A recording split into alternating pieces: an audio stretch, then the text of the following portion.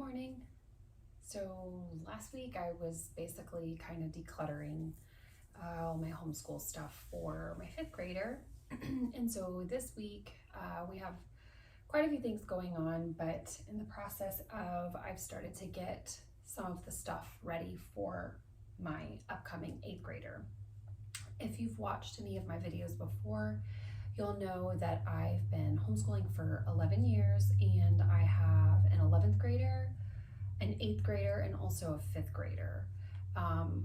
We tend to have kind of, I guess, what you would call an eclectic style homeschooling with a lot of input from my kids. I like them to help make choices for certain things.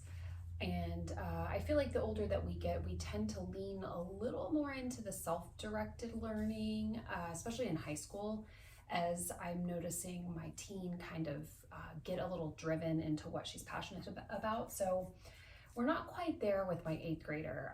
I wouldn't say that we've actually found 100% what he's interested in other than sports at this point. So that's basically the first part that I will mention about his 8th grade year is his sports. He plays travel baseball just like his younger brother, and he plays on a team that practices a few days a week and also has tournaments every other weekend in the fall and also in the spring. So he stays pretty active with that, and it keeps him around a group of, boys that are also motivated and athletic, and he kind of chats with them online and via text, and has them over to have sleepovers and stuff like that. So that's kind of like his core social life, and sports really motivate him. So part of our goals this year for him, in addition to training and playing on the team, is to possibly look into volunteering at the local Little League to umpire some games. I feel like having that little bit of responsibility will really benefit him as he kind of, closes out his middle school years and moves into high school. So with that being said, I'm going to go over the courses that he's taking this year. And the first thing I'll show you is funny enough, it's his planner.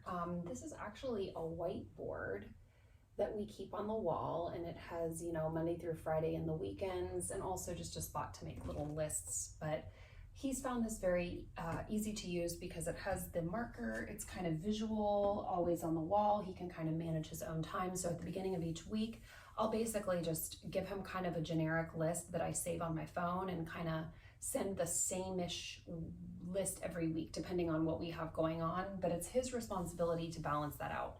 Now at the beginning of the week, he usually will write in the days that he has his practices and the weekends that he has his games. So then he kind of has a general idea of how he needs to budget his time for his academics.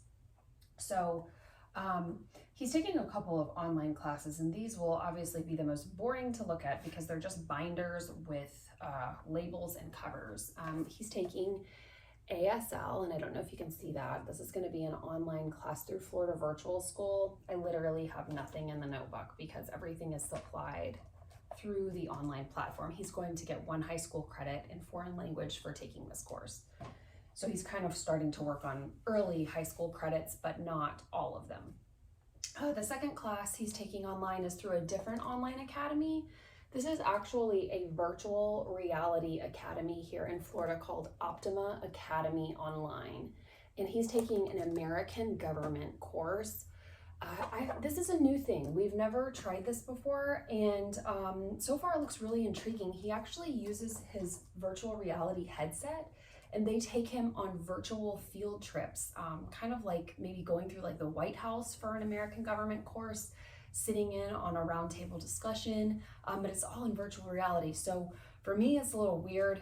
He actually likes the virtual reality stuff. He plays a lot of baseball games on the VR headset with his friends, and does all these cool like baseball leagues. So I feel like that was a little of his passion. Last school year was kind of learning how to navigate the virtual reality. So I thought that this was kind of cool. And this is actually one course that he actually said he's a little excited about. So that's a win because he's not really one to show passion for much academics. Okay, so another course that he's going to be taking outside of the class is through our CoOp. It's going to be using friendly biology, and there's also going to be labs offered. So this will be another high school credit that he will be earning this year. That will be meeting every Friday, so he'll be able to kind of discuss with other kids the topics in biology. Another thing that they're going to do at our co-op is, this is kind of like a devotional. It's called Sports Shorts, 52 Stories of Faith. So they'll just basically read and discuss these little, Bible verses every morning, kind of as a morning discussion. And another book that they're going to be doing, actually I'm going to be leading this book study, is Animal Farm. So that's going to be kind of interesting to sit with a bunch of teenagers kind of in a morning discussion and go through chapters of this. So kind of like a literature analysis, but just a mini kind of course, which will be neat.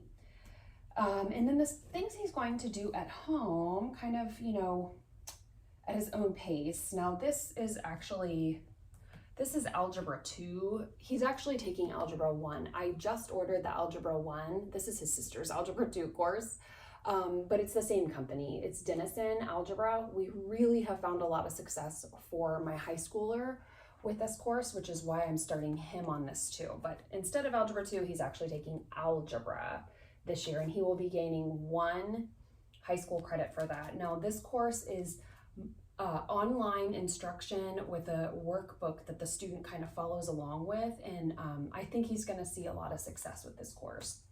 So this will be at home for him.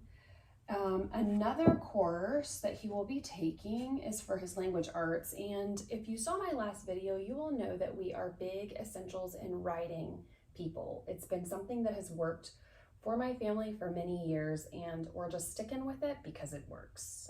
So he's taking level 8 this year, and we also opt for the grading service that they offer. It's $99 per year. You pay to have the students submit their essays to a teacher, and they get graded. So that's how I basically get his grades for his English, and that has been a big weight off of my shoulders. So in addition to that, we're going to be working our way through Essentials in Literature 8. This is just the literature component of his English course. Now for this, I think now knowing that I've already gone through this with my daughter once, I believe that we're going to probably stretch this out for 2 years, because there is a lot of information in this, and I just don't want to rush it with him. And I also don't want him spending all of his time just reading what is directed in here, because I do like to give my kids choices to read things that come up based on their interest. So the book component that goes with Essentials in Literature is the book Night by Eli, is it Wiesel or Weisel? I'm not really sure. Probably didn't say that right. But he will be reading this one, and I think it'll be very interesting for him because he does like historical novels. So we will go through that. Again, I don't like to make a book list for my kids and hand it to them. I like to have a couple of pieces of literature that I'm requiring of them or the curriculum's requiring of them, but I really like them to be able to make those choices on their own as they kind of run into interests. I know one year, my 8th grader, but at the time then was probably 4th or 5th grade, I can't remember, but it was an election year.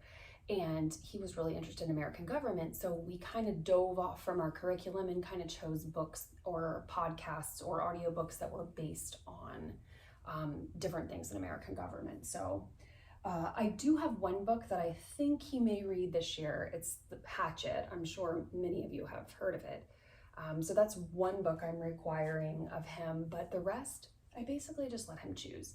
And because he does have some learning challenges, he's mildly dyslexic and has pretty severe dysgraphia.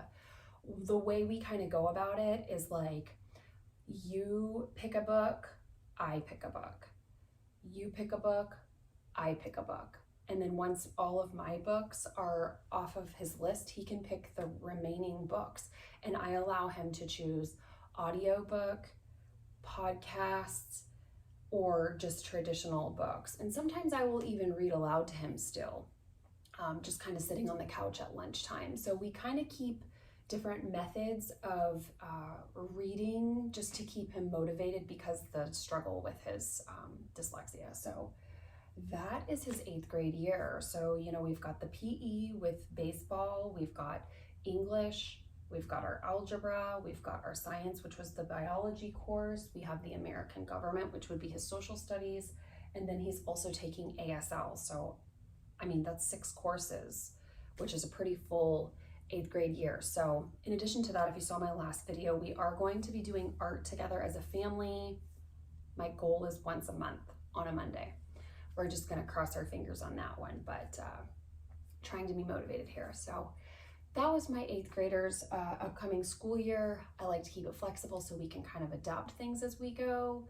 I don't like to set plans in stone. I do like to give my kids a lot of freedom to make their own schedule at this stage in the game, because 8th grade prepares you for high school, and then also prepares you for adulthood, workforce, college, whatever. So this year is going to be a big year for him learning his own motivation and study skills. So I hope that this was helpful for you as you start your school year, maybe just giving you some different ideas and helping you to get motivated to start your school year. And I hope you're all enjoying your summer.